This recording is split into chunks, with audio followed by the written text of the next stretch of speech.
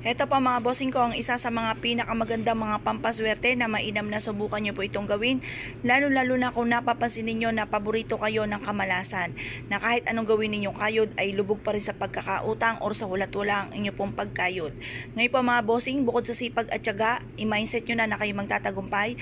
Ayudahan ito ng laging salitay ng mga magaganda. At tumara po kayo sa may silangan ng 6:30, alas 7 at ito po'y ibibilad natin hanggang alas 8 ng umaga. Ang mga ganyang oras ay nagdudulot ng swerte at ganoon din po for healing din po yan mga bossing. Ngayon po mga bossing, ibulong nyo sa tatlong materyales na ito mga bossing ang ating asin na isa sa mga pinaka-powerful na pang-attract na swerte at pang-cleansing para mawala ng kamalasan, at ang ating pong barya, hugasan po muna natin ito at ibilad po taya matuyo sa sinag ng araw sa umaga.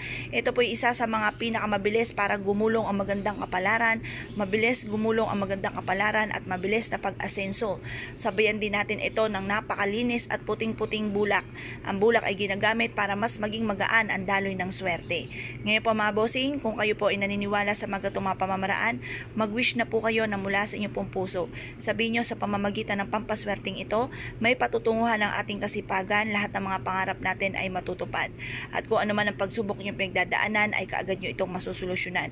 Yayaman po tayo, bukod sa sipag at tiyaga at panalangin sa mahal na Panginoon, sa pamamagitan nito ay iaadya tayo kung saan tayo lagi suswertiin.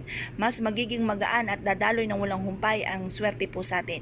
I-wish nyo na lahat-lahat ng nais po ninyo, at pagtapos na po kayo mag-wish, ito po ay pwede nyo ilagay sa pulang pouch, or kaya ay sa berde, or kaya ay sa dilaw, or kaya gumawa kayo ng unton at ito po ay isiksik sa bulsa, or kaya ilagay sa bulsa, at ganoon din po sa inyo pong pitaka or sa inyo pong bag or sa kaha po ninyo or sa taguan po ng inyo pong pera.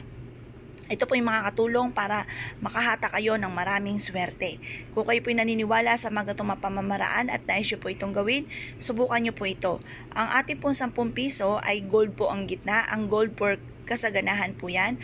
Ang silver ay pantaboy ng kamalasan. Ngayon po mga bossing, kung kayo po isa sa mga mahilig sa mga itong pampapaswerte at nais nyo po itong gawin, ay siya ay good luck po sa inyo lahat.